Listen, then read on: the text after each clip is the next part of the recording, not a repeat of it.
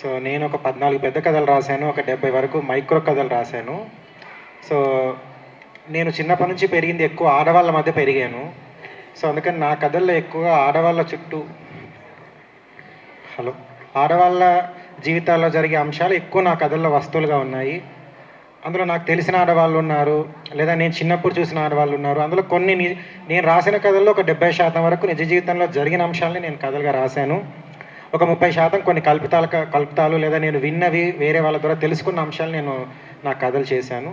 So అది క్లుప్తంగా నా యొక్క రచయితగా నా ప్రయాణం. ఒక 2 పుస్తకాలు వేశాను. ఒకటి కథలు, మరొకటి సినిమా వ్యాసాలు. సో దీంతో పాటు ఒక తెలంగాణ కథ అనే ఒక చర్చ వచ్చినప్పుడు నాకు అంటే ఇది ఒకరు వచ్చే ముందే నేను ఒక విషయాన్ని ఆలోచించుకొని వచ్చాను. ఏంటంటే ఇక్కడున్న వాళ్ళందరికంటే నా అనుభవం కొంచెం విభిన్నంగా ఉంటుంది. ఎందుకంటే నేను ఇప్పటికి కూడా నేను ఒక రచయితగా కంటే నేను ఎడిటర్గా ఎక్కువ వర్క్ చేస్తూ ఉంటాను, పబ్లిషర్గా వర్క్ చేస్తూ ఉంటాను. ప్రతి నెలకి 2-3 కథలు నేను ఎడిట్ చేస్తూనే ఉంటాను.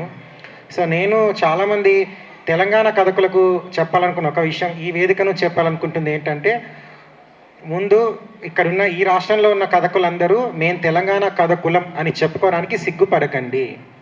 చాలామంది నా దగ్గరకు వచ్చి మేము తెలుగు కథకులం అనే దగ్గర ఆపేస్తారు. తెలంగాణ కథకులు అంటే కొద్దిమంది డిఫెండ్ అవుతున్నారు. అంటే ఆ పదం వాళ్ళ మీద చేర్చంగానే వాళ్ళని ఏదో ఒక రాష్ట్రానికి పరిమితం చేస్తామన్న భయం ఇక్కడున్న వాళ్ళలో కొంతమందిలో ఉంది.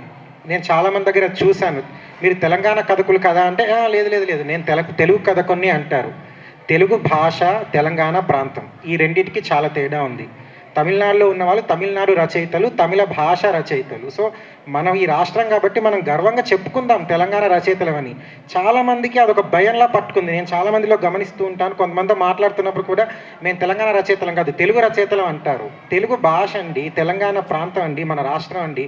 మన అస్తిత్వం పోరాడి తెప్పించుకున్నామంటే కూడా చాలామందిలో ఆ స్పృహ లేదు. ఆ ప్రాంత స్పృహ కానీ ఇంత పోరాట స్పృహ కానీ లేదు. సో చాలామందికి అదొక ఫీలింగ్ ఉంది. ఇంకా మేము తెలంగాణ కాదు, మేము తెలుగే రచయితలుగానే మేము గుర్తింపు పొందాలి, అప్పుడే మా ఎక్కువ మంది చదువుతారు అని. అండ్ చాలామంది మాండలికాన్ని రాయడానికి కూడా చాలామంది ఒక తక్కువగా ఫీల్ అవుతూ ఉంటారు. అది కూడా నేను చాలామంది కథకుల్లో గమనిస్తూ ఉన్నాను. మాండలికాన్ని రాస్తే ఎవరికి అర్థం కాదు, మాండలికాన్ని రాస్తే మమ్మల్ని తక్కువగా చూస్తారు, మమ్మల్ని ఒక వాద రచయితలుగా పెడతారన్న ఫీలింగ్ కూడా నేను గమనిస్తున్న కొంతమంది రచయితల్లో ఉంది. అందరినీ నేను ఒక ఘటన కట్టకూడదు, కానీ కొద్దిమంది తెలంగాణ ప్రాంత కథకుల్లో అలాంటి లక్షణాలు చాలా ఉన్నాయి.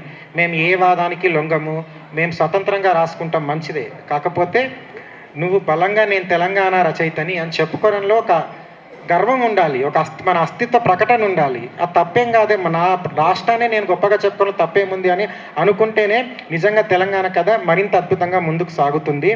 అండ్ ఇక్కడ మాండలికంలో రాయడం ఎప్పుడు తప్పు కాదు. నీకు వస్తే ఇక్కడ మాండలికంలో కథ రాయండి. ప్రతి ఒక్కరు మాండలికంలో రాసేందుకు ప్రయత్నించాలని నేను కోరుకుంటాను. నాకు మాండలికం రాదు, నేను రాయలేకపోయాను, కానీ రాసే ప్రతి కథ నేను చదువుతూ ఉంటాను. సో ఇది నా తరపున నేను చెప్పాలనుకునే 2 అంశాలు. Thank you.